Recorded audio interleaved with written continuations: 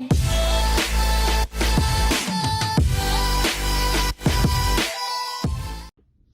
guys, SCAFO here. Today I'm gonna show you my own battles that brought me up to 35-47 and first on the leaderboard. Today on the leaderboard I was at 35-20 just because I redeemed the set right after the refresh around 8 p.m. European time, and I'm playing Ultra Remix with the team that I will show you. I went pretty much positive every single set. I had only one negative set, if I'm not wrong. That was a 2-3 and it was minus 35, and all other sets were positive sets, even 3-2 or 4-1 or 5-0. The team is Air/Mandibuds, Gurren Stunfisk and Blizzard Politoed used a safe swap. I'm kinda weak to Jelly in the back, or weak to Jelly in general, just because I don't have Earthquake on Politoed, but I don't have any LCM to use on it. The really good part of this team is the fact that Air/Mandibuds can handle with all of the fighter. I've seen a couple of Surfetch, Shadow Machamp, as well as Scrafty. Scrafty is one of the most common lead, I think, and with Air/Mandibuds you can pretty much chip away, and usually with Scrafty in the lead there is a Nidoqueen in the back, so my Mandibuds can avoid it, and the third Pokemon, if they stay in with Scrafty, can be something like Jelly, and my Stunfisk can deal with Jelly, especially if they start shielding the Scrafty to kill my Mandibuds. So let's jump into the battles. So these battles are not from the same set, just because queue times are so long and I have to wait sometimes over 30 minutes for a single battle. I lead Mandibuds into a Nidoqueen and I have to swap into Politoed to try to win a switch advantage, and at the end game I match my Gurren Stunfisk with the Nidoqueen, sorry, and Mandibuds comes out, so 100% is Scrafty in the back, so it's Nido Double Dark, and I have to win a switch. He end up shielding the first one, and it's kind of a smart play. I end up going for the Blizzard right here. I'm not expecting a shield just because the Blizzard does something like 60%, yeah, maybe a 65%, but I have to win a switch. I can't let my Mandibuds going against the Nidoqueen and my Gurren Stunfisk just go against this Scrafty. So I'm gonna shield this foul play and try to overfarm a little bit and go for the Blizzard and hope he didn't shield. Hope he doesn't shield, sorry. And I was able to regain swap, and there is the Scrafty, so I can go for his wearable. It's cheap damage for sure, and then I can match my Mandibuds against this. Even if you have some energy store, never mind, just because Mandibuds can soak all of the energy. He throws straight up, which is kind of strange, and he throws the Poison Fang, which is not the right call, just because it takes 2 air power anyway. 1 air power, even after a Poison Fang, it does not one-shot Gurren Stunfisk. And right here I can go straight for the Rock Slide, just because I want cheap damage against this. I don't want that the Earthquake goes shielded, so I'm gonna go for another Rock Slide right here, and probably gonna grab a shield. Yeah, I was scared about the Earthquake, and you have to throw again, and now this is pretty much a win, just because I can bring in my Mandibuds. Mandibuds does not have a bad matchup against Nido, but for sure when I lead Mandibuds against a poison like that, I have to lure out possible Scrafty or try to regain swap if Scrafty doesn't come in. So I can farm down with Air Slash at this point. Power Up Punch does pretty much no damage. And then I can go for a foul play against the Nido. This trainer was over 200 points below me, and I played really well, so really good that I won this matchup, unless it was something like minus 30 to minus 35 if I would have lost that.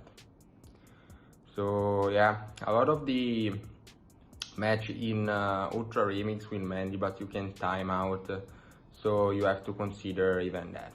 So let's go for another match. In this case, we are playing against Morupika, really good trainer. I've seen this guy on the first page of the leaderboard quite a few days, and I'm leading against Galv, which is very bad for this team, and my hope is try to grab a shield and swap into Politoed, just because Politoed outpace against Galv. I can throw one Air Slash bit of throwing and then go for a foul play, swap into Toad. I'm not running Earthquake, and in this matchup you can go pretty much straight Weather Ball, just because Earthquake hit for neutral, because he's bug typing and electric typing. And if throw after 2, I was over farming just a bit. This is gonna be a cross poison, but I have to shield. I can't let my Polito go down or being farm down range, just because my switch clock wasn't up yet, and I don't want my Galarian Stunfisk stuck against something from his backline. So I'm gonna go for a move and another Weather Ball right here. This is really good for me, because I was able to regain kind of swap and match my Mandibats against one of his back Pokemon. And he brings in Gliscor, which is really good that I'm facing in this right here, because Gliscor can double resist the Earthquake, and I can only go for Rock Slide against him. That is neutral, but Mandibats have sure a better matchup, just because Earthquake is double resisted, Night Slash is single resistant and does pretty much no damage. And I can hit at least for neutral damage with pretty much every single move. And of course, in neutral matchup, you have to throw the foul play. You don't want to throw the aerial ace, because it's such a bad move. Right there, it was dry on energy, and they throw 2 quick moves, just because I throw one Air Slash and I throw. And I know that I can outpace to the Rock Slide before he can reach up the Earthquake, because it was one shot. It was a 7 wing attack. And right here, it's pretty much 100% a win. This game was kind of close at the end, but I was expecting me to win, just because I know one Earthquake does not one-shot. I can survive one Earthquake. He ended up baiting me, of course, and I can survive this. I can barely reach another Earthquake. I don't have my Galarian Stunfisk with the best body boost. The best body would help a little bit in this matchup, but anyway, I was able to win even against kinda very bad team comp for me, so kinda happy about that. Let's go for another match right here.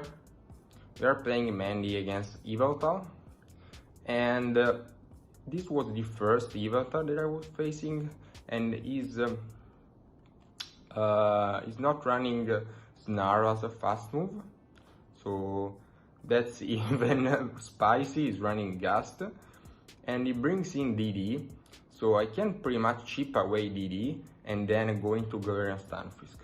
DD can win the 2 shield against Galarian Stunfisk, just because the counter damage will add up for sure, and every single charge move is resistant against Stunfisk. So he didn't shield, of course, and this is Earthquake plus some farm down range. So my goal is try to get out of this matchup at this point with some energy stored. So I'm gonna cap at 99 energy and then throw the Earthquake. Let's see if he shield or not.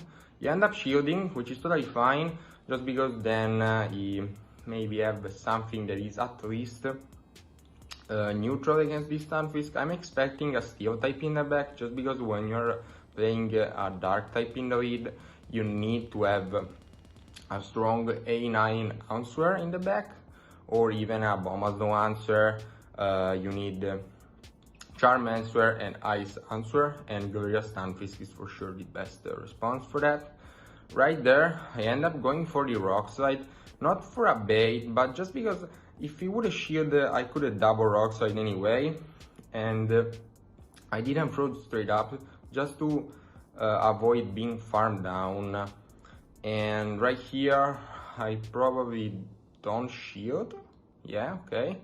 Does almost 50% F. I can throw a Weather Ball just for cheap damage. I know we have at least a Darkus stored. Then I can swap. Right here, he's probably gonna throw a move. Let's see if we throw the big move or the Darkus. You end up throwing the Darkus, that's not enough to KO, and I can easily go for the Aerial Ace. And he's probably not gonna shield. This game is pretty much over. I still have 2 shield, and I have Politoed. I have no energy, but Excadrill is very squishy, and I know pretty much Weather Ball does something like 70% health, and I have almost 2 Weather Balls stored. You still have a shield, but he didn't shield just because you know that it was over, and it's pretty much wasted time in the case. So GG to my opponent. Let's see the other matchup. As you can see, my rating maybe is not the same every single match, just because these are different sets that I've played. This time we are facing a trainer that I faced before, but I think I didn't remember his backline when I was playing this battle. So I lead against Shadow Snorlax, and the body slam damage and even the leak damage, even if it's resisted, is gonna add up. I banked some energy just because I remember that last time I played against him, at some point he superpower and bail, and I didn't want to catch on something, and I can go for another fall play right here. It's not gonna be enough, but I'm almost in superpower range. So right here I can pretty much throw a superpower maybe and try to snipe me down. That is at least what people may tend to do. And you end up bringing the DD. And at this point I'm not in a complete bad spot, just because I have DD on my Stunfisk, and I can force shield or health with Stunfisk. Earthquake does 45%, but 2 Earthquake plus the Manshot damage is pretty much enough. You end up throwing a Thunderbolt that is double resisted. Rock Slide is double resisted. Like I said, all the Psycho Boost is single resisted, but you don't want to throw a Psycho Boost. You end up throwing a Psycho Boost right here. I don't think it was the right choice, just because then counter does less damage, and you end up not shielding, and the last Pokemon end up being a Serperior. When I've seen this Serperior, I remember that I faced this trainer, and I have won last time, just because I was able to preserve health on Mandibuzz and kill the Serperior with Mandibuzz at the end game. I shouldn't throw the second Rock Slide. I should swap straight up into Politoed. Blizzard does no one-shot a level 50 Serperior, or an XL Serperior pretty much. Does pretty much 75% health if I'm not wrong. And I should, like I said, swap straight after one Rock Slide and try to double bait. At this point I'm gonna try to land the Blizzard, and he ended up shielding. My only win con, was him not shielding a Blizzard. Right here I'm not gonna go down, but it's pretty much over. I can top left because it's wasted time pretty much. Here we have one more game to see. We have faced Custom Approach. It's a really good trainer. I was able to reach top 5 of the leaderboard this season, I think. And it ended up bringing a Bombazno, and I have a strong answer, this Galarian Stunfisk. But it was the first time I was facing an Bombazno pretty much. and I didn't know exactly how the matchup against Galarian Stunfisk goes. So I end up cheaping quite a bit with Air Slash and then swapping to Stunfisk. And this is pretty much double Rock Slide range just because he end up shielding. If he wouldn't shield the Air Race, this was of course a range of one Rock Slide. I end up throwing another Weather Ball. I can no shield and go for the Rock Slide, and I can outpace to the next one, and I think overfund by one or more match shot. Yeah, it was right there to the Weather Ball. Yeah, I'm not expecting a shield just because it was already shields down. And right here, you have to throw, unless you wanna tank an Earthquake. It's the smart play going for the Bubble Beam. I end up surviving with 1 HP, and that's not great because you get a little bit more farm. But I'm gonna throw the Rock Slide just because I had the Rock Slide ready, and it is A9 in the back, so is double ice line. It's kinda common, right? Water double ice. We may see this with Polyton with the lead, or even with Joey. And the really good things about Polyton is because the fact that he can take out A9 in different shield situation, even against Charm A9. Weather Ball does 20 to 25% health, something like that. Polyton is more tanky than attack weighted, but it's really strong. I'm loving Polyton. Even the past season I've tried double water line, then I was using Shadow Swampert and Kindra, but all the time that I used Polyton, I was surprising how bulky it was. And right here I have Manibuzz against Jelly. The worst part is the fact that this Jelly is gonna debuff me, and I don't know why I didn't throw right there the foul play, and I throw after I got another debuff in CMP, just because Mandy is so defense weighted that it's probably gonna lose the majority of CMP. I don't know, I know that I'm not in Bubble Beam range just because he's running X. If he would have Bubble, this was slightly worse matchup, or even if he would have Ice Beam, I would have lost that. Now he tried to snipe me, which was the smart choice, and then right here I can outpace to the Weather Ball. It was a close game, and GG to my opponent. They played really well coming from bad lead. So if you wanted to subscribe to the channel, just go ahead and do that.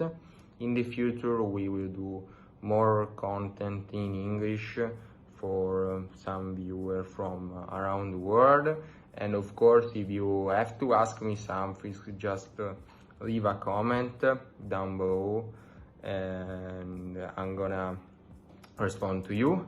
And without being said, bye bye to everyone, and sorry for my English, just because I'm not used to speaking English like this.